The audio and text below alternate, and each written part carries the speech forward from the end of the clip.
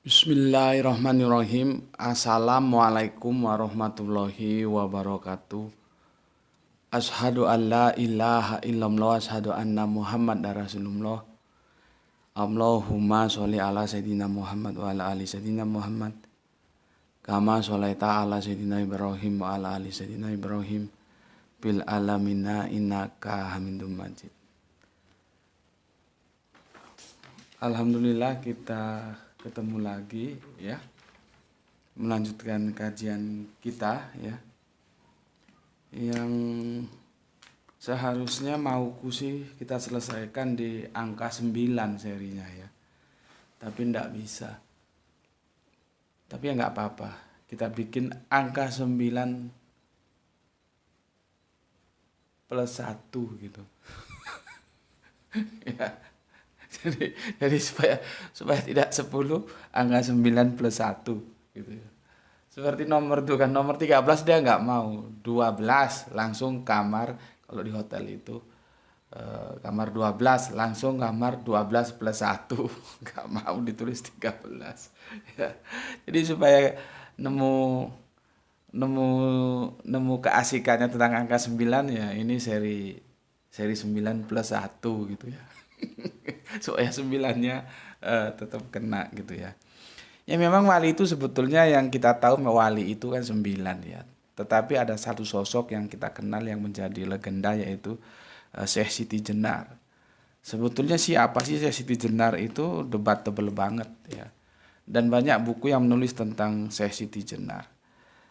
Kalau dulu waktu aku masih mahasiswa, kalau pulang ke Sumatera itu ya biasanya naik bis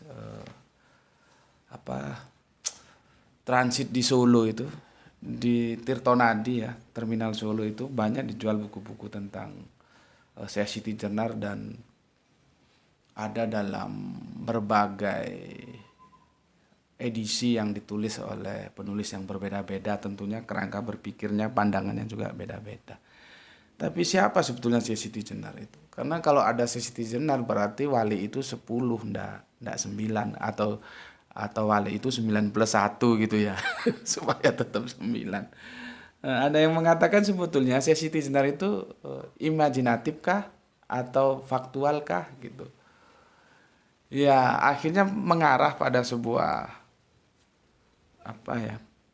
Sebuah perenungan ya, karena tidak ada titik temu antara dua cara pandang yang berbeda, antara itu tokoh fiktif atau tokoh yang faktual, Siti Jenar itu.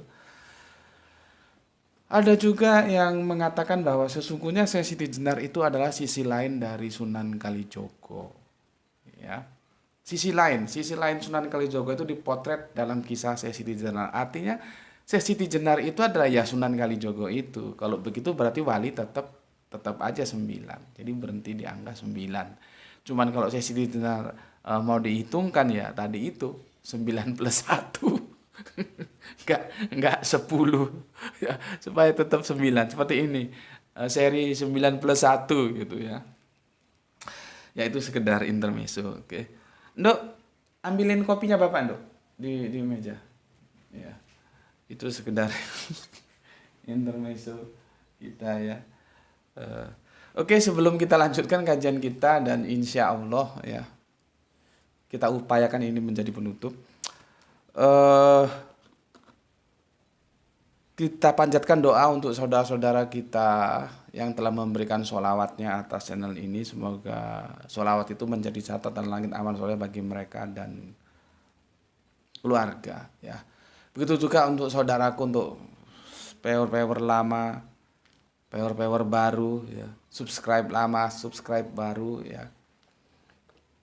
Semuanya lah ya, yang aku nggak bisa sebutkan satu-satu karena sudah menusantara ya. Aku ucapkan terima kasih atas doa-doa baik kalian ya, dan semoga kebaikan doa yang kamu panjatkan untukku dan keluarga juga tercurahkan untuk kalian semua.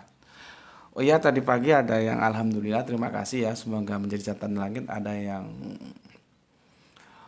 mentransfer infak dakwah, tapi hingga kini belum memberikan laporan lewat konfirmasi lewat WA ya. Semoga konfirmasi ya. Aku sih udah terima kasih secara umum, cuman aku ingin berterima kasih juga secara khusus gitu. Jadi dua sudah yang tidak konfirmasi. Tapi bagaimanapun aku ucapkan terima kasih lah ya. Mungkin itu pilihannya untuk silent. Dan memang Gusti boten sareh kata orang Jawa bilang bahwa Allah itu tidak tidur. Dan orang Yahudi juga dalam perspektif budaya Israelnya mengatakan begitu, bahwa yang namanya Allah itu tidak tidur. Makanya kalau ada yang pernah tidur tuh bukan Allah ya. Naik perahu ketiduran terus perahunya terombang-ambing terus dibangunin sama muridnya, dia bangun. Itu jelas dia bukan Allah karena dia tidur. Kapan-kapan kita cerita ketika Kanjeng Nabi Musa tanya kepada Allah, kenapa engkau tidak pernah tidur ya Allah? Gitu. Allah nggak mau jawab. Allah jawab dengan sebuah perintah gitu. Tapi nantilah itu ya. Kapan-kapan kita ceritakan. Jadi intinya yang pernah tidur itu bukan Allah. Gitu. Ya aku minum dulu. Bismillahirrahmanirrahim.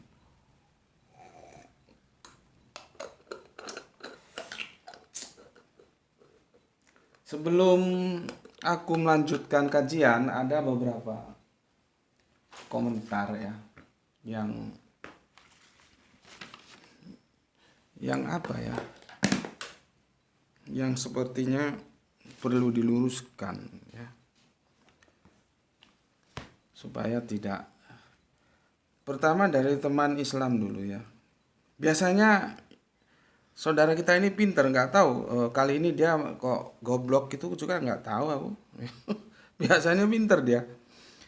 Ya mungkin orang lagi nggak mood atau gimana, jadi yang ada gobloknya itu ya. Biasanya pinter dia. Ya. Komentar kemarin itu masuk dari Mas MAM ya. Ini biasanya pinter anak ini. Ya, nggak tahu kali ini kok yang keluar gobloknya. Dia bilang begini, proses milkul yamin saya yakin sama dengan proses pelarangan minuman keras. Aku tanya, kamu yakin dari mana? Yakin itu kalau ngaji sama aku, yakin itu harus dibangun atas pengetahuan.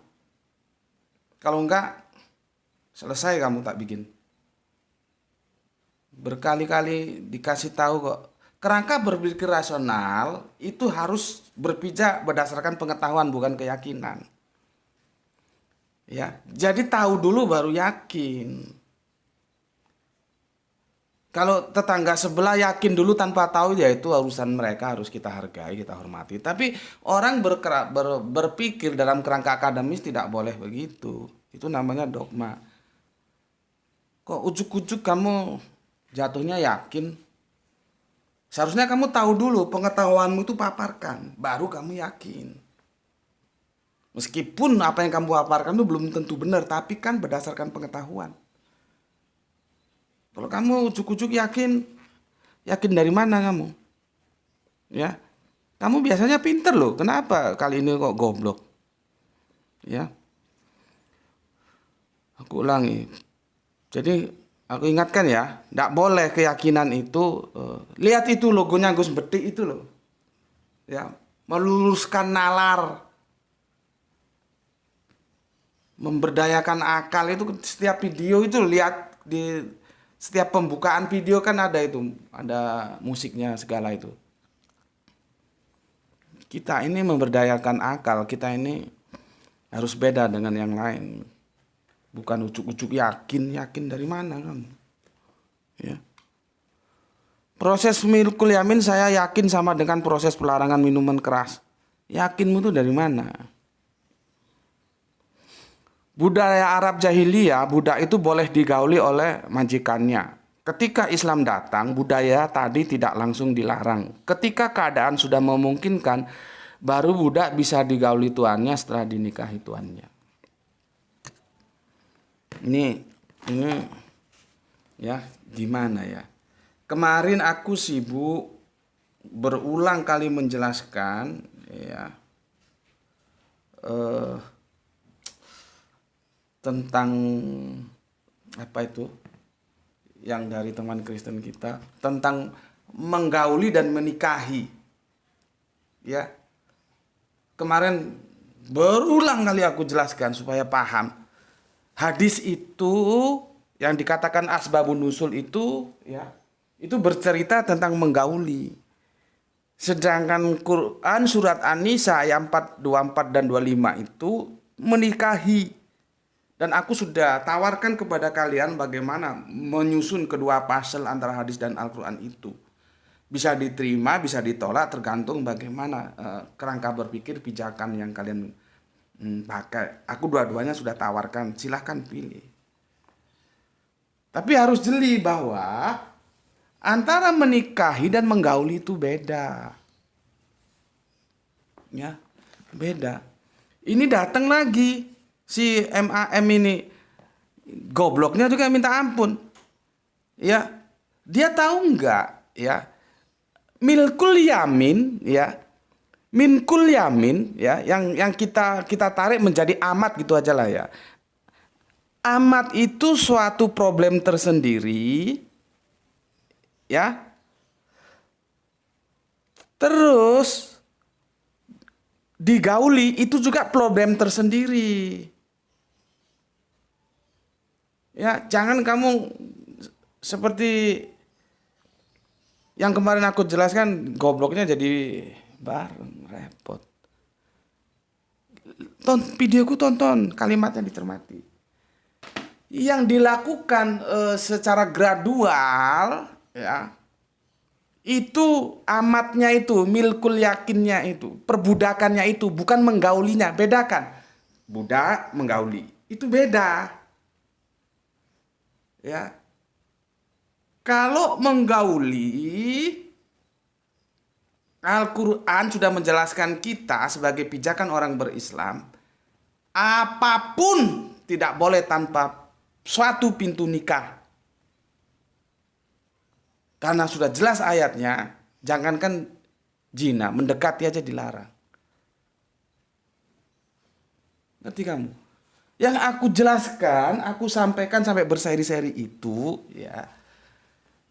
Yang dijadikan evolusi itu amatnya, milkul yaminnya, malakat aimanuhumnya, bukan menggaulinya. Kalau menggaulinya, sejak awal mula sudah dilarang. Nggak ada dulu boleh menggauli, sekarang nggak boleh menggauli. Nggak ada. Jangan kamu samakan dengan khomer. Kalau khomer itu pijakan hukumnya ada. Coba kalau kamu tak minta, keyakinanmu itu disusun dari pengetahuan yang mana coba? Kamu bisa jelaskan urutan-urutan dalilnya, seperti aku nanti akan menjelaskan bagaimana khomer bendanya itu bertahap. Jadi cangkemmu ngomong sembarangan bikin aku marah aja. Dijelaskan sampai berulang-ulang, gobloknya. Bedakan antara menggauli dan milkul yamin itu beda. Islam pun milkul yaminnya, amatnya itu tidak sama dengan amat-amat dari produk bangsa-bangsa terdahulu. Amat dalam Islam itu adalah side effect dari sebuah peperangan. Beda. Sedangkan budak-budak yang terdahulu, amat-amat yang terdahulu, itu produk pasar, jual beli, manusia dijadikan seperti binatang. Beda dengan Islam. Entah demikian, ya, itu mau dikikis habis perbudakan itu. Jadi gampangnya ngomong gue gini lah ya. Seandainya tidak ada peperangan dalam Islam, perbudakan itu tidak ada. Gitu loh. Jadi beda antara amat dan menggauli, beda. Yang ditumpas habis, yang dulu masih dimaklumi kemudian step by step dilarang, itu milkul yaminnya, bukan menggaulinya. Kalau menggaulinya sejak dulu ndak boleh, dan sampai mampus nanti langit ini runtuh, bumi ini kebalik juga tidak boleh, kecuali lewat satu pintu nikah. Tuh. Jadi kamu keblangsak karena kamu nggak lihat videonya secara cermat. Yang aku sampaikan ya diubah secara evolusioner untuk dihilangkan sama sekali, itu milkul yaminnya, bukan menggaulinya. Menggaulinya sejak dulu ya tidak boleh. Kamu tuh Gobloknya nggak hilang-hilang. Ya. Kecuali kamu bisa susun seperti ini ya. Kalau kamu bisa susun seperti ini, ya bagus, bertahap. Ini ya, aku cari komparasinya. Kamu kan pakai apa itu? Homer ya. Ya, tentang ini sama-sama budaya masa lalu dan di Arab juga itu menjadi budaya kuat, tapi tidak sama tentang menggauli. Jangan kamu samakan ya. Minuman keras itu ya. Ini ya. Ini aku hapus ini.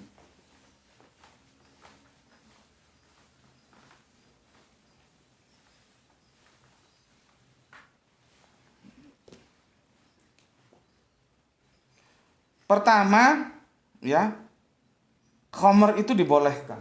Khamr ya, khamr. Ini tahap pertama boleh. Pijakannya di mana? Quran surat An-Nahl 67. Quran surat An-Nahl ya 67. Tuh dia. Dan dari buah korma dan anggur kamu buat minuman yang memabukkan dan rezeki yang baik. Sesungguhnya pada yang demikian itu benar-benar terdapat tanda kebesaran Allah bagi orang yang memikirkan. Quran surat An-Nahl 67. An-Nahl ini surat berapa? Surat 18 enggak salah. Ya. Berikutnya ini yang pertama. Yang kedua, ya. Yang kedua, turunnya ayat itu untuk menjauhkan diri dari khamr. Boleh dan dijauhi. Ya. Itu pijakannya jauhi ya. Quran surat Al-Baqarah 219. Quran surat Al-Baqarah 219. Ya. Nih, aku bacakan. Mereka bertanya kepadamu tentang khamr dan judi. Katakanlah pada keduanya terdapat dosa yang besar dan beberapa manfaat bagi manusia. Tetapi dosa keduanya lebih besar daripada manfaatnya. Ya. Ini boleh menjauhi. Yang ketiga melarang. Ya. Ini ada di Quran surat ya An-Nisa 43. Quran surat An-Nisa 43. Ya, Quran surat An-Nisa 43. Ya. Hai orang-orang yang beriman, sudah dilarang dia. Janganlah kamu sholat sedang kamu dalam keadaan mabuk, sehingga kamu mengerti apa yang kamu ucapkan. Meskipun nanti sukaro itu, mabuk itu sukaro ya. Kalau khamr itu minumannya. Jadi sukaro itu sifatnya, khamr itu bendanya. Harus tahu ya. Tapi dari ayat ini nanti para fuqaha ya, itu mengatakan bahwa kita dalam sholat itu tidak boleh mabuk. Mabuk apa saja. Cuman sebagai asbabun nusulnya memang kan begini ya. Ini aku bicarakan. Diriwayatkan oleh Abu Daud, Tirmizi, Nasai, Al-Hakim yang bersumber dari Ali. Nah, seperti aku bilang kemarin, kalau kamu perlu asbabun nusul, diambil. Kalau nggak perlu ya nggak perlu. Aku sebetulnya nggak perlu. Ya, tapi untuk menjelaskan ke kamu supaya kamu bisa membedakan antara khamr dan sukaro, antara bendanya dan karakternya atau sifatnya. Ya. Jadi dari Ali sumbernya bahwa Abdurrahman bin Auf mengundang makan Ali dan kawan-kawannya, kemudian dihidangkan minuman khamr. Ya, karena belum dilarang ya. Sehingga terganggulah otak mereka. Ketika tiba waktu sholat, orang menyuruh Ali menjadi imam. Ya. Dan pada waktu beliau membaca dengan keliru, Qul ya ayyuhal kafirun la a'budu ma ta'budun wa nahnu na'budun mat, itu kan jangankan orang mabuk, orang normal aja kadang-kadang sering keseleo di situ ya. Maka turunlah ayat tersebut di atas ayat An-Nisa ini sebagai larangan sholat waktu mabuk. Tapi harus dipahami, seperti aku yang pernah jelaskan, berikutnya kita mengambil, ini kan khusus ini ya, ini aku ini menjelaskan, kemarin kita sudah bahas tentang bahwa apa kemarin ya, bahwa zakat dan sodako itu beda. Mengistimbat itu hati-hati, jangan terus dibikin sama. Sekarang kita mengistimbat dari yang khusus menjadi mujmal. Ini khusus memang asbabun nuzulnya dia khomer, tapi dia ketika ditarik dalam hukum dia menjadi mujmal. Artinya apa? Mabuk itu bukan hanya mabuk khomer, mabuk apapun ketika sholat ya nggak boleh. Mabuk pacarmu nggak boleh. Allahu Akbar masih khusyuk, begitu masuk Al-Fatihah ingat pacarmu, nggak boleh. Yang punya istri ingat istrinya, punya anak ingat anaknya, punya suami ingat suaminya, punya harta ingat hartanya, punya perusahaan ingat perusahaannya, nggak boleh. Ya, nggak boleh. Jadi mabuk apapun nggak boleh, bukan hanya homer. Ini namanya, ini pelengkap dari, makanya kajian-kajianku itu nggak bisa. Nggak bisa kalau kalian yang sepotong-sepotong, cuplik-cuplik terus komentar itu nggak bisa. Ini sebagai pelengkap juga ketika aku menjelaskan bagaimana mengistimbat hukum dari yang mujmal menjadi khusus, yang khusus menjadi mujmal. Ketika kita ngobrol pagi tentang zakat dan sodako, itu beda, tidak sama. Nah ini konteks ini kita membawa dari yang khusus menjadi mujmal. Asbabun nuzulnya khusus khomer, tapi mabuknya itu menjadi mujmal, menjadi umum. Mabuk apapun tidak boleh. Ya, habis waktu kita jelaskan ini. Jangan-jangan ini bisa 11 seri nanti. Ya.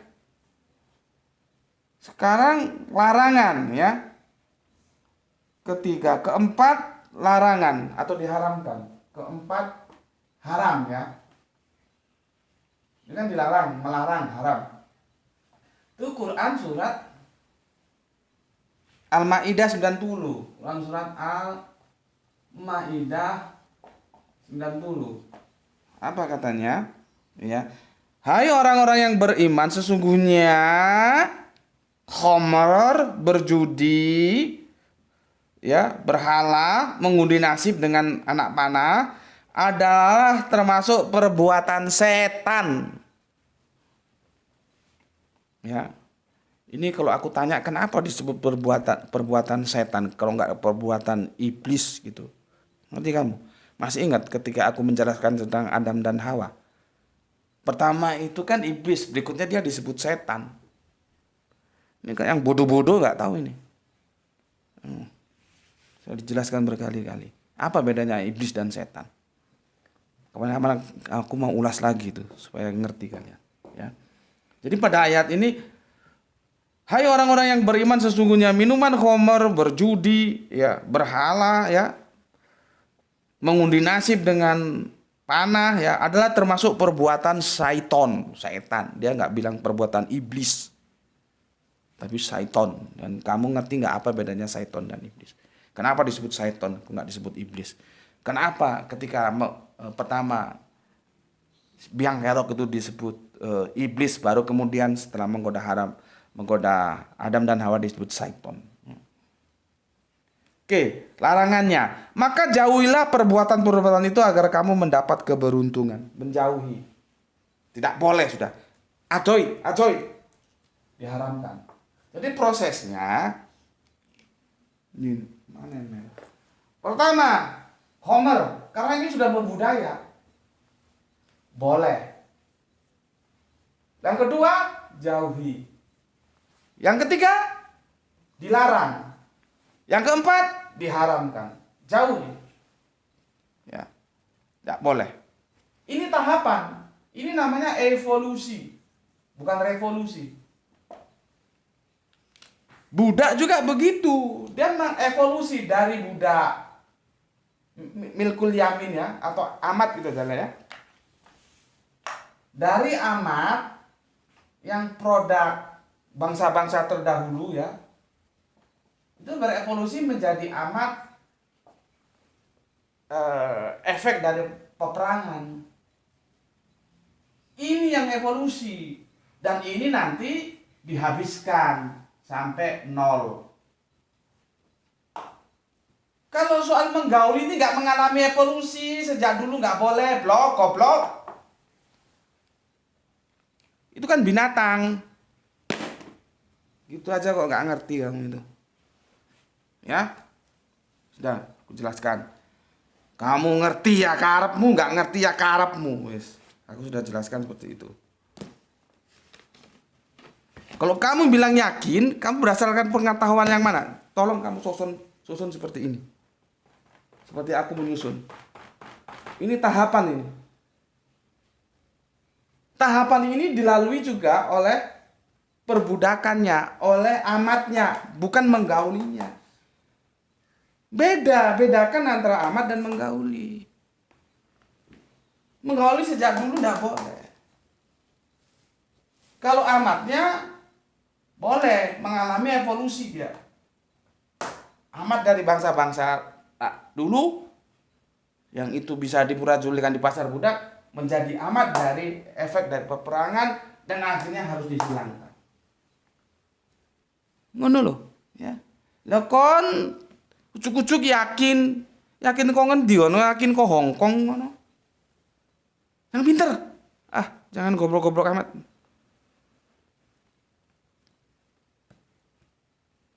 Ya. Yang pinter. Oke.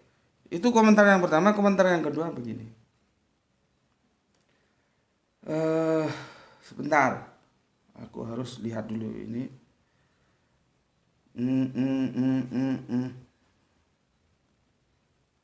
Ini ada apa namanya? Yang harus kita cermati itu begini loh ya. Kalau kita baca ini sudah nih ya, selesai nih.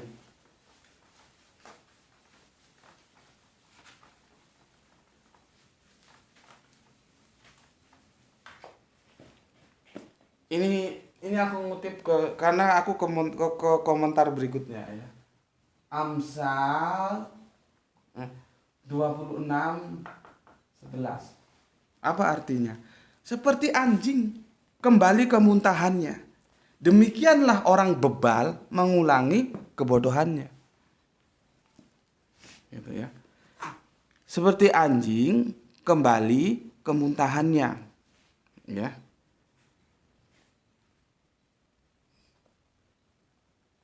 Nah, ya.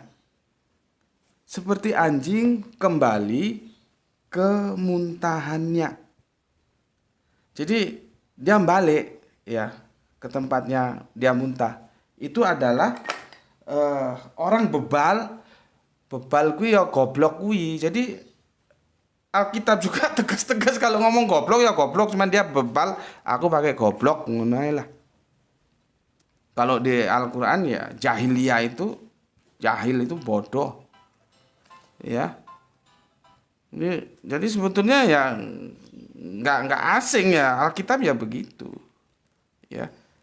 Jadi sebetulnya kalau kita ngomong bodoh, bebal itu ya sama mawon.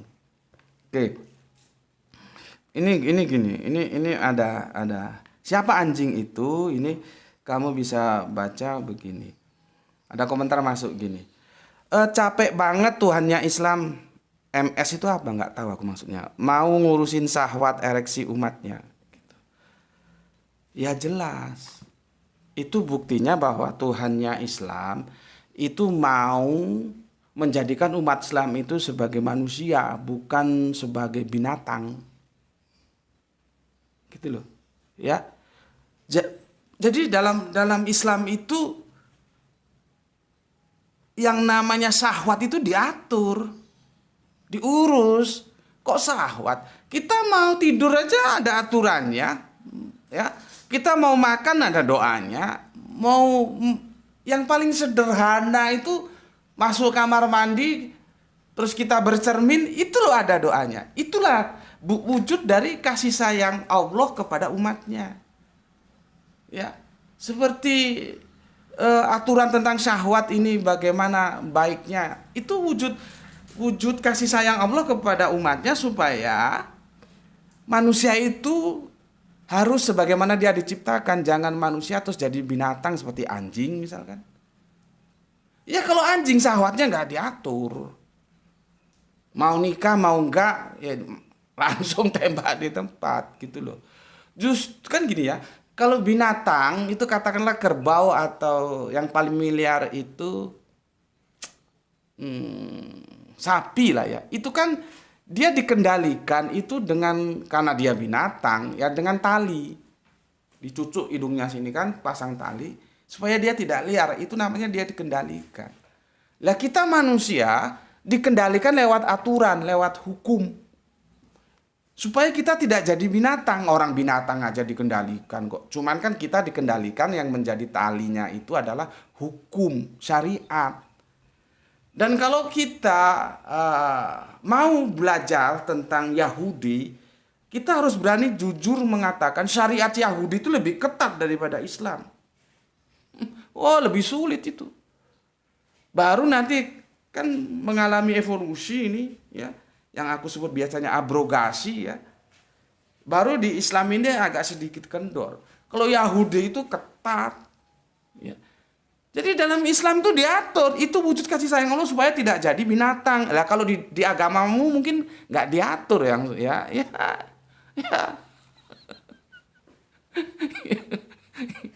Ya, aku kasih tahu ya.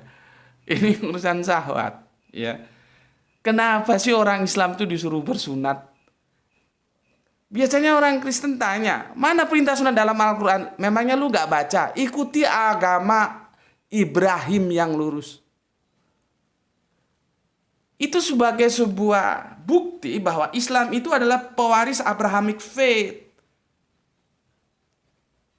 Ibrahim sunat, kita sunat. Yahudi sunat, kita sunat. Yesus sunat, kita sunat. Yesus itu loh sunat. Lah dapurmu sunat apa ora? Kamu sunat enggak? Coba lihat anjing tuh sunat enggak? Jadi adanya hukum itu ya supaya kita tidak jadi binatang. Gitu loh. Ya, itu wujud kasih sayang Allah supaya kita diciptakan sebagai manusia, nanti menutup mata juga tetap sebagai manusia. Jangan manusia tapi hakikatnya binatang karena dia tidak punya aturan. Sapi aja dikasih aturan dengan tali. Nah, tali aturan kita itu syariat. Jadi kalau misalkan Tuhannya Islam yang ngurusin syahwat, jangankan syahwat, kita mau bercermin aja diurusin ada aturannya. Supaya syahwatnya nggak seperti binatang. Ya kalau di agamamu boleh seperti binatang ya itu terserah saja. Kalau kamu nggak mau sunat seperti binatang ya itu ya terserah saja kita hormati. Tapi di kami tidak boleh begitu. Yesus itu usia 8 hari disunat. Orang yang tidak disunat itu harus dilenyapkan.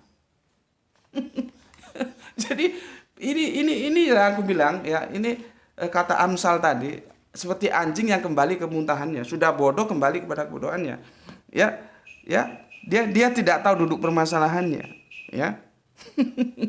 Untung sama teman kita sudah dijelaskan yang dari kedung kandang itu sudah dijelaskan ya. Ya. Kemudian dia bawa ke Matius 22, 29, 30. Ini yang kedua, bodoh yang kedua. Karena apa? Kita berbicara kekinian. Sedangkan Matius 22, 29, 30 itu eskatologi. Itu kalau aku pinjam istilahan dari Mas RG, pakar filsafat kita, itu fiction. Kita belum sampai ke sana. Itu fiction. Ya. Sedangkan yang kita bicarakan itu kekinian. Kok kamu bawa ke fiction? Itulah yang aku bilang ya. Orang bodoh itu seharusnya dia tanya. Ya sudah kalau dijawab, oh dia ngerti. Kalau nggak ngerti tanya lagi. Bukan lari ke topik lain. Ini ke topik lain sudah melenceng. Matius 22, 29, 30 itu masalah kawin mengawin. Itu di eskatologi. Tapi apakah benar? Di eskatologi itu tidak ada kawin mengawin. Ya. Tidak ada kawin mengawin. Lihat ini. Ya. Jadi supaya ini bisa disembuhkan gitu loh ya. Ini wahyu ini ya. Supaya cepat ya. Wahyu 18:23. 19:7. Ya. Sebentar mana tadi? 19:7. Ya, 18:23, 19:7, 212. 212. Ya. 212, 219. 219, 22:17. 22:17. Ini semua bercerita tentang apa? Kalau kamu baca itu ya, mempelai. Mempelai. Berbicara lagi tentang pengantin. Nih. Ya. Ini di eskatologi nanti. Jadi kalau kamu bilang tidak ada kawin mengawin, ini baca.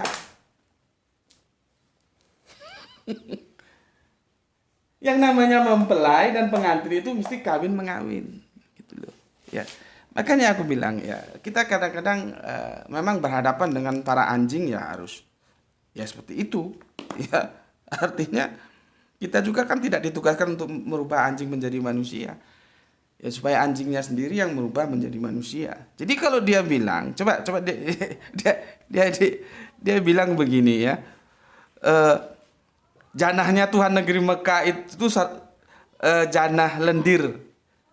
Aku kasih satu ayat mana? Seperti aku memberikan ayat ini. Coba. Kalau soal ngomong kan cuma orang bisa. Coba. Kasih satu ayat. Seperti kan aku bisa tunjukkan ayatnya ini. Bahwa di zaman eskatologi nanti ada kawin mengawin, ada mempelai, ada pengantin. Ya. Jadi kalau ada anjing bilang janahnya Tuhan negeri Mekah itu surga lendir, tolong dia ngomong itu argumentasi dalilnya mana? Al-Qur'annya mana? Hadisnya mana? Ya. Kalau sama aku jangan main-main. Pernah dalam sebuah diskusi ya, dan ini juga sebetulnya kesalahan internal kita loh ya, sehingga orang di luar Islam menjadi salah memahami tentang surganya Islam. Ini jelas ini salah. Kenapa? Kita juga menyumbang kesalahan itu, yang katanya nanti di surga itu dapat istri perawan-perawan bidadari, itu kan ngawur itu. Makanya ketika aku diskusi dengan teman Kristenku dan dia langsung mengirim aku video yang anak kecil di TV itu, ustadz kecil tahu, ustadz-ustadzan nggak tahu, bilangnya nanti pesta seks di sana. Terus ada lagi ustadz yang sudah gedean bilangnya nanti kita memecah perawan. Aku bilang, aku sudah tahu dan aku sudah menebak dan tebakanku benar. Jadi video-video yang mau dikirimkan itu aku sudah tahu, dan ketika itu dikirimkan ke aku bilang, kamu diskusi dengan aku bukan dengan orang yang ada dalam video ini. Karena cara pandang Islam yang aku pahami tidak seperti mereka. Nggak ada itu. Karena mereka keliru memahami zaujaha, pasangan. Gagal memahami tentang mutahharatun. Mutahharatun itu suci, terus suci keperawan terus. Itu kan otak-otak goblok juga. Maksudnya nanti di sana kita ya tidak ada iri dengki. Yang ini sebetulnya harus dibahas khusus. Bahwa kita menjadi pasangan satu sama lain dan pasangan-pasangan suci. Aku tidak punya dengki kepada kamu sebagaimana kamu juga tidak punya dengki kepada aku. Mutahharatun, pasangan. Masalahnya pasangan itu terus ditafsirkan istri. Terus mutahharatun ditafsirkan perawan. Ya bubra terjemahan Al-Quran seperti itu. Akhirnya ya seperti sekarang ini. Makanya kalau ada anjing-anjing seperti ini aku juga maklum, karena itu kesalahan kita juga. Makanya setelah ngaji di Gus Beti, kamu harus cerdas. Nggak begitu. Ya. Nggak begitu. kamu bilang nanti mau kirim hadis, silakan kirim hadis. Ya.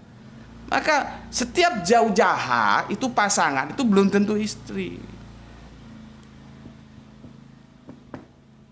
Lah kalau misalkan misalkan kerangka berpikir itu kita ikuti ya. Kamu nanti dapat bidadari. Terus istrimu dapat apa? gampangnya dapat bidadara gitulah ya. Terus istrimu ditumpahi bidadara, kon nerimo, kamu menerima.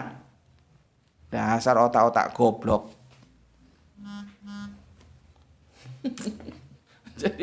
jadi teman-teman, kalau mau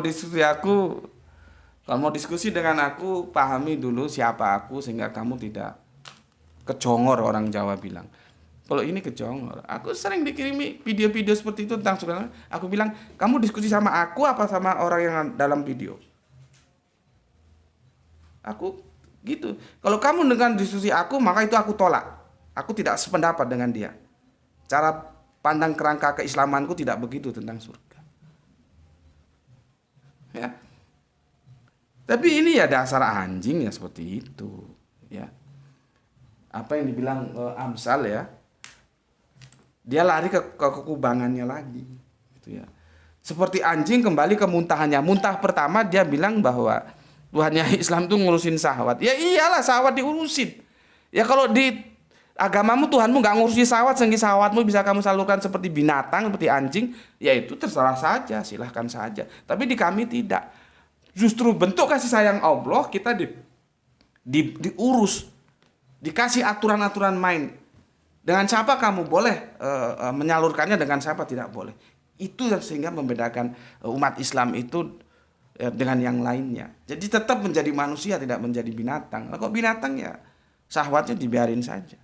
Nah kalau di agamamu Tuhanmu itu nggak ngurusi syahwatmu sampai kamu nggak sunat dibiarin, ya itu ya terserah. Ya anjing pun tidak sunat. Kalau di kitab Kejadian itu yang nggak sunat itu harus dilenyapkan. Ya. Ndok, ambilkan itu Bibelnya Bapak yang merah. Ya, nggak sunat itu harus dilenyapkan. Ya. Kamu lihat di perjanjian Ibrahim di kitab Kejadian itu perjanjian yang sangat mulia itu. Ya, jadi kalau orang yang nggak sunat, Yesus saja sunat di usia 8 hari. Ya, Yahudi juga, tanya sama orang Yahudi, sunat nggak mereka? Terus sekarang nggak sunat terus bilang pasti masuk surga, gimana? Ya, ngerti aku. Nah ini ya, Kejadian 17:14. Dan orang yang tidak sunat, yakni laki-laki yang tidak dikerat kulit katanya, maka orang itu harus dilenyapkan dari antara orang-orang sebangsa. Ia telah mengingkari perjanjianku. Tiap hari baca kita perjanjian lama, perjanjian baru, tapi perjanjian suruh sunat tidak mau. Perjanjian yang mana lagi? Yesus bilang, kalau kau tidak setia pada perkara-perkara kecil, maka engkau tidak akan setia kepada perkara-perkara besar. Ya tiap hari baca kita perjanjian, tapi janjinya nggak ditepati, disuruh sunat nggak mau sunat. Ya. Kejadian 17:14. Ini ya, Kejadian 17:14. Ini dilenyapkan. Tahu nggak artinya dilenyapkan? Kalau nggak sunat tuh dilenyapkan. Kalau nggak tahu artinya dilenyapkan ya saranku jangan ngikuti kajian ini dulu lah. Ya. Jadi orang nggak sunat itu dilenyapkan. Yang bilang siapa? Kitab Kejadian. Aku hanya menyampaikan. Karena apa? Mengingkari perjanjian dengan Allah. Jadi percuma kalau tiap hari baca kitab perjanjian, dari perjanjian lama, perjanjian baru. Nggak usah perjanjian terakhir, perjanjian lama, perjanjian baru aja lah. Tapi sunat aja kagak. Repot. ini nggak tahu aku sudah berapa lama ini kita ngomong, ya. Sekarang aku menjalankan surat An-Mumtahanah aja lah ya. Kemarin kan sudah jelas, ya. Oke, kita sekarang fokus ke surat Mumtahanah. Untuk Sam yang dari Kedung Kandang, terima kasih ya sudah dijawab seperti itu, udah bagus. Masalah dia nerima atau nolak itu kan bukan urusan kita. Jadi dalam Islam itu jangan hanya syahwat, bercermin aja diurusin kok, ada aturannya. Kalau di agama dia syahwatnya nggak diurusi ya terserah saja. Ya, oke. Sekarang kita fokus ya ke Quran surat Al-Muntahana. Aku nggak jelaskan dulu, mungkin nanti di lain video kenapa disebut Al-Muntahana, wanita yang diuji. Kenapa ndak pria? Itu ada kisahnya, ada asbabun nusulnya. Ya. Quran surat Al-Mumtahana, surat ke-60 ayatnya 10. Ya. Oke, kemarin sudah ya, aku nggak usah ulangi. Terus ini menjawab kenapa, tapi sebetulnya ndak sama case-nya. Ini case-nya orang hijrah. Orang hijrah ya. Kalau kemarin kan perang, tapi substansinya sama. Tentang kenapa istri orang itu boleh dinikahi. Ya. Ya. Oke. Sebetulnya ini sesuatu yang sudah jelas karena sudah ada teman yang menjelaskan. Aku hanya, dan terima kasih untuk Mas AA ya di video yang kemarinnya. Aku hanya men-stressing ulang saja ya. Oke. Wahai orang-orang yang beriman, apabila perempuan-perempuan mukmin ya datang berhijrah kepadamu, maka hendaklah kamu uji keimanan mereka. Ya, yang itu tidak dalam konteks yang mau kita bidik ya, jadi kita lalui aja. Allah lebih mengetahui tentang keimanan mereka. Jika kamu telah mengetahui, maksudnya setelah diuji dan kamu tahu bahwa mereka benar-benar beriman, maka, nah ya, jika maka ada perempuan beriman datang, jebret, kita disuruh uji. Tapi hati-hati loh ya, ini bukan perempuan saja loh ini yang datang. Ya, nanti kamu kira di otakmu ini hanya perempuan, enggak, ini ada laki-lakinya. Lalu kenapa disebut Al-Muntahana? Ya nanti aku jelaskan di video lain, bukan di sini ya, supaya fokus kita tentang kenapa wanita yang bersuami itu boleh dinikahi. Ya, oke. Disuruh diuji ya. Jika kamu telah mengetahui bahwa mereka benar-benar beriman, jika ya mereka benar-benar beriman, maka lihat ini ada jika, ada maka. Satu ya. Satu, jangan kamu kembalikan mereka kepada orang-orang kafir, maksudnya suaminya. Jangan kembalikan kepada suaminya kafir. Gak boleh. Kenapa? Dia sudah beriman.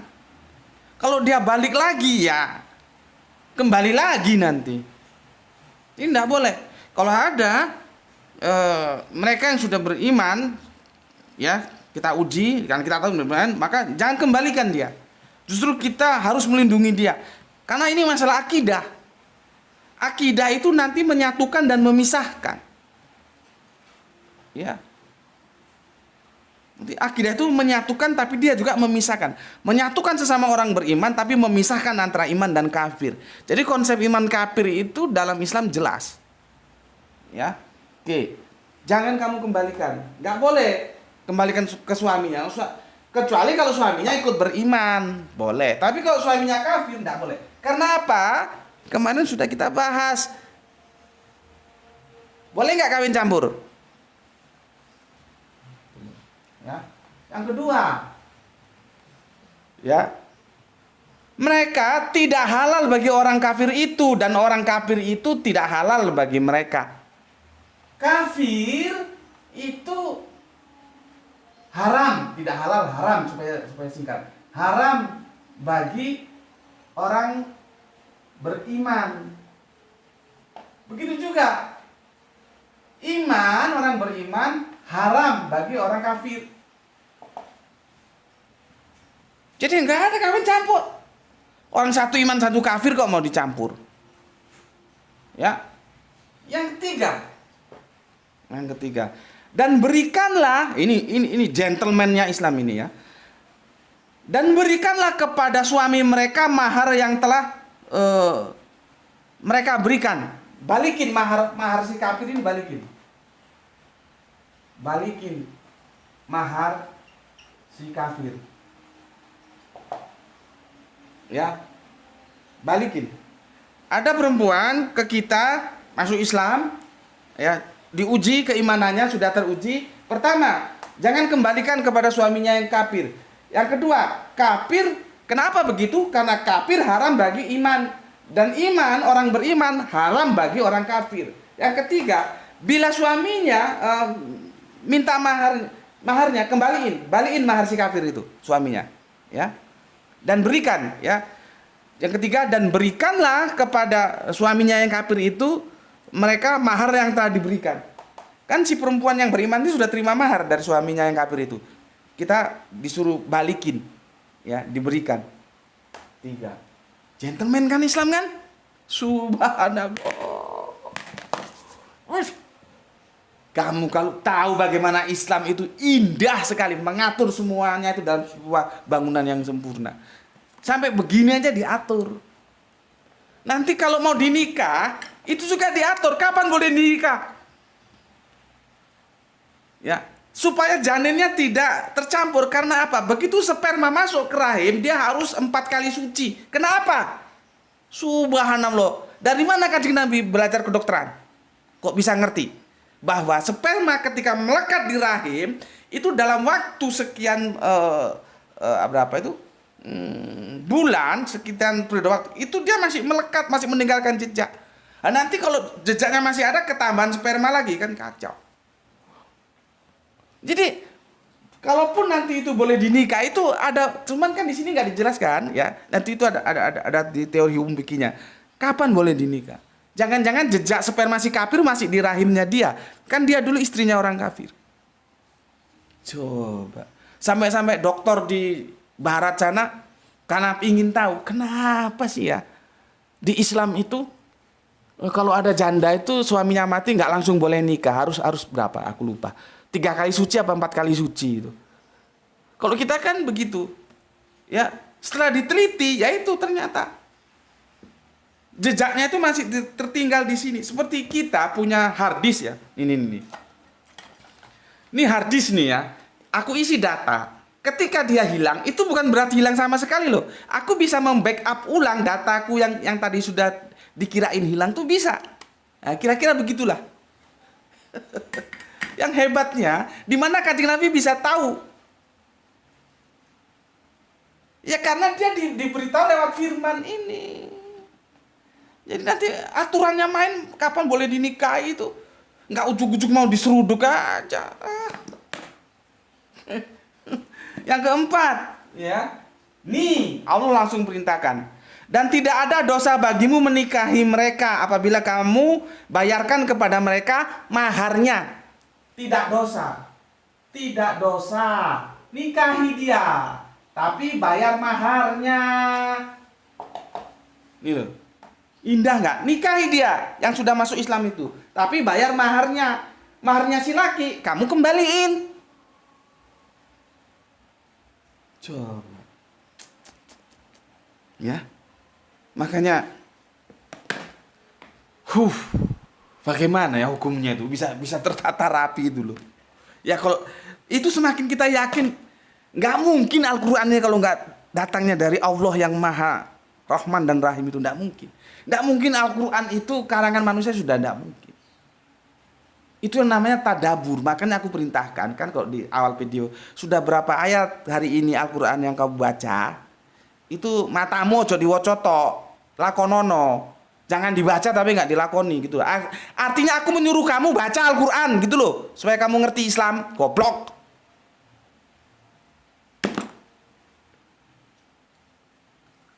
Suruh belajar biar pintar.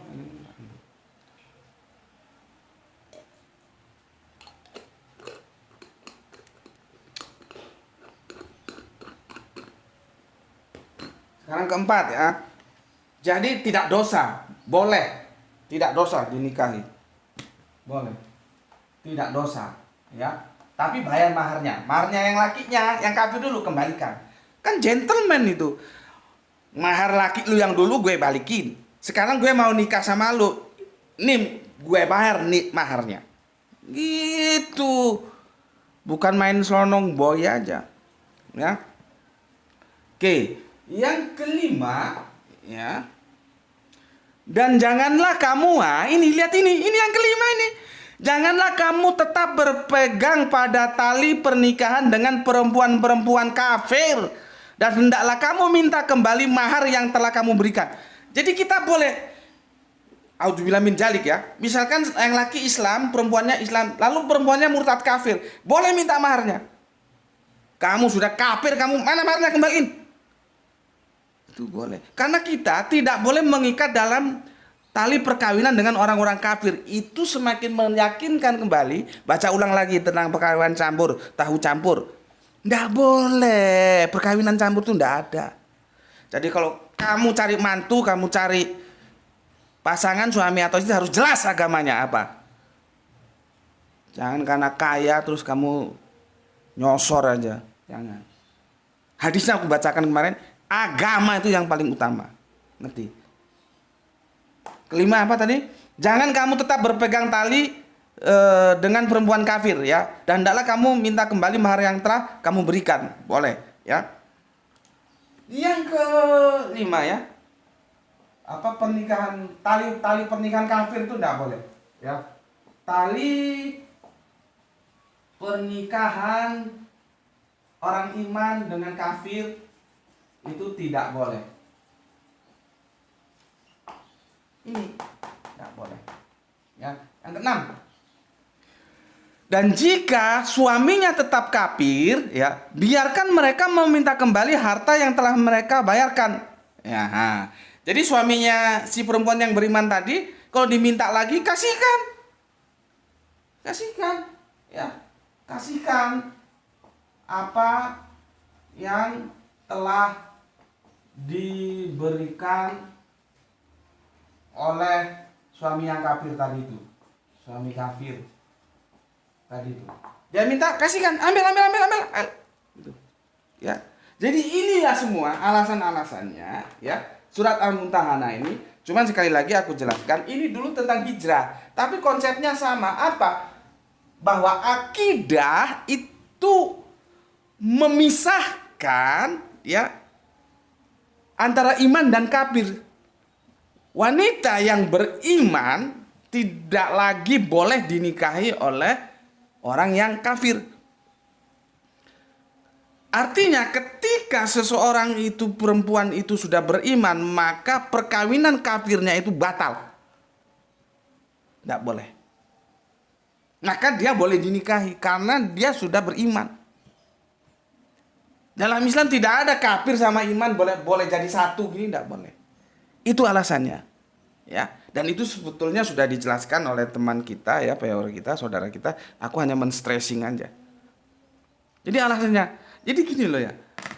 Ada pernikahan. Pernikahannya sudah ada antara kafir dengan kafir. Ya. Terus yang perempuan beriman, maka pernikahannya ini menjadi batal. Karena dia sudah menjadi beriman. Karena apa? Dia tidak boleh kembali dengan yang kafir. Maka dia boleh dinikahi. Kecuali kalau yang lakinya ikut beriman. Nah, ini tidak boleh dinikahi. Gitu loh ya. Jadi akidah itu menyatukan. Tapi juga memisahkan. Dia menyatukan lewat akidah kita ini, saudara ya, satu akidah. Dia memisahkan antara iman dan kafir. Jadi gini. Apabila seseorang Islam punya anak murtad, nah, anaknya yang murtad itu sudah nggak punya hak waris lagi, karena akidahnya sudah beda. Itu sudah bukan lagi anakmu secara akidah, secara genetika oke, tapi secara akidah sudah orang lain. Ya, gitu kok ada yang ngomong nikahnya belum, ya akidahnya sudah, terus nikah campur boleh. Orang yang akidah sudah ada, orang yang nikah sudah ada aja itu dipisahkan sama akidah kok. Paham nggak maksudku? Aku kan sudah punya akidah Islam, ya. orang-orang itu ya, aku tidak boleh kawin sama orang di luar Islam. Perkawinannya belum ada, akidahnya sudah ada. Nggak boleh kawin dengan orang di luar Islam. Begitu. Orang yang perkawinannya sudah ada, sama-sama murtad nih. Perkawinannya sudah ada, ya. Kemudian beriman, ini aja bisa batal kok. Gitu loh. Jadi orang yang mengatakan kawin campur boleh itu nggak tahu dia baca ayat mana, nggak tahu dia ngaji di mana juga nggak tahu. Ya, untuk memperkokoh lagi ingatanmu, kamu bisa lihat videoku tentang mu'alaf nggak tanggung-tanggung atau apa gitu ya. Mu'alaf tak tanggung-tanggung itu bunda itu dia kan ketika menjadi mu'alaf di video itu, mu'alaf nggak tanggung-tanggung atau apa aku lupa. Ya. Itu dia bercerai dengan suaminya karena suaminya tidak mau menjadi Islam, tetap kafir. Akhirnya mereka bercerai karena memang tidak boleh kembali, berpisah, ya, tidak boleh. Begitu juga temanku yang nah, itu kan yang mu'alaf yang perempuan. Ada lagi yang kemarin ngasih buku aku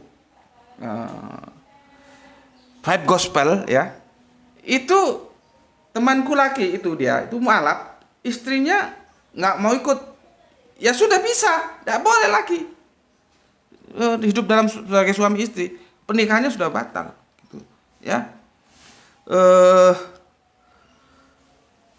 Itu yang bisa aku jelaskan ya. Ini sudah mau masuk Ashar, ya. Jadi intinya kenapa boleh dinikahi? Karena dia sudah menjadi orang beriman. Dan pernikahan dalam Islam itu tidak ada pernikahan campur. Orang beriman untuk orang beriman, ya. Orang kafir, ya untuk orang kafir sana terserah. Orang beriman nggak boleh untuk orang kafir nggak boleh untuk orang beriman, ya. Jadi nah ini mu'alaf nggak tanggung-tanggung. Ini ya, sudah. Kamu lihat ini, yang paling atas ini ya, kamu setel itu mu'alaf nggak tanggung-tanggung. Itu kalau nggak salah ada 2 seri itu, mu'alaf nggak tanggung-tanggung. Itu bunda itu dia setelah dia bersyahadat menerima Islam dan suaminya tidak mau ikut, ya harus bisa. Dan dia bukan lagi istrinya dari yang kafir ini, tidak boleh dalam Islam. Kecuali suaminya terus ikut hijrah menjadi Islam. Nah, itu silahkan tetap melanjutkan pernikahan dan harus nikah lagi dong dalam Islam. Kalau kemarin kan bukan cara Islam nikahnya. Begitu juga sebaliknya temanku yang laki-laki yang mu'alaf yang ngasih buku aku Five Gospel itu. Cuman kalau ini bukan bunda ini. Kalau yang temanku laki, aku kemarin tanya, istrimu kemana? Pisah kami. Kenapa? Dia nggak mau ikut Islam gitu. Memang tidak boleh, kawin campur tidak boleh, ya. Dari sini semoga kalian paham, ya. Jadi kalau kenapa wanita yang punya bersuami itu boleh dinikahi? Karena dia sudah beriman. Kalau lakinya ikut beriman, ya ora oleh, tidak boleh, gitu ya. Karena di dalam Islam tidak boleh ada perkawinan antara iman dan kafir, dan antara kafir dan iman tidak boleh. Iman harus dengan iman, gitu ya. Itulah dahsyatnya akidah. Ketika akidah berbeda, maka dia memutus rantai pernikahan. Bisa juga seperti tadi memutus rantai waris, ya. Tapi akidah juga bisa mengakibatkan kita seperti aku, kamu, semua orang Islam ini menjadi satu saudara dalam ikatan akidah. Muslim itu bersaudara. Jadi dia punya 2 mata pisau. Dia memutuskan dan dia menyatukan. Tinggal konteksnya seperti apa. Oke. Ini seri terakhir ya, aku nggak tahu, mohon maaf ya. Tadi ada teman yang konfirmasi tentang Duna itu, Gus, kok apa katanya? Gus, kok kajiannya kok singkat banget, seharusnya panjang gitu. Aku agak repot ini. Maaf Mas, karena teman kita ada yang usulkan jangan panjang-panjang, dan untuk teman kita yang usulkan jangan panjang-panjang, aku mohon maaf karena ini terakhir supaya tidak lagi tertunda, maka panjang ini ya. Kajian ini aku mohon dimaklumi ya. Ini tadi ada yang berkomentar begitu. Ini Mas H itu ya di apa di tentang dunia, di ngobrolan pagi tentang dunia tajuknya itu dia komentar begini. eh, Mas HM ya. Jazakumullah khair. Singkat, padat, dalam, alhamdulillah. Oh, maaf, bukan ini, bukan ini. Ini Mas HS ya, Mas HS. Assalamualaikum Gus. Kenapa durasinya pendek sekali Gus? Jadi nggak puas nontonnya Gus. Nah, aku agak sulit. Satu sisi teman-teman ada yang minta jangan terlalu panjang ya 30 menitan. Salah satu sisi teman-teman minta panjang. Aku nggak mungkin bisa memenuhi keduanya dalam satu waktu. Aku memenuhi keduanya dalam waktu yang berbeda. Kadang panjang, kadang pendek gitu ya. Matur nuwun Mas HS atas masukannya ya. Kita harus berbagi. Seperti tadi aku bilang ya memang kalau panjang itu kuotanya semakin berbiaya dan mungkin teman-teman kita juga kan tidak sama kemampuannya ya dalam pengadaan kuota ya. Ya tingkat ekonomi kita juga beda-beda. Jadi aku maklum lah ya, tapi semuanya tetap aku akomodir. Yang minta panjang aku akomodir, yang minta pendek aku akomodir. Yang terlalu pendek katanya aku mohon maaf nanti kita perpanjang dan ini sudah panjang ya. Yang katanya terlalu panjang aku mohon maaf kalau kali ini kajiannya panjang. Oke, itu ya. Clear, aku tutup. Ini tamat ya. Besok kita mengkaji hal baru, tapi masih terkait ini tapi dia tidak dalam satu playlist ya. Bagaimana Al-Qur'an itu bisa dipertanggungjawabkan tentang la ikraha fiddin ya, tentang bagaimana akhlak orang Islam itu terhadap orang lain ya, terhadap tawanan ya, sehingga kita tidak pernah memaksakan Islam ya. Besok akan kita muat hubungannya dengan ini masih, tapi aku bikin lain playlistnya ya. Itu dari aku. Ini sudah asar ya, dan kamu juga selamat sholat asar ya. Jangan lupa berjamaah. Bismillahirrahmanirrahim. Aku masih kurang puas. Takutku nanti masih ada yang keliru kalian memahaminya ya. Tapi gimana lagi ya.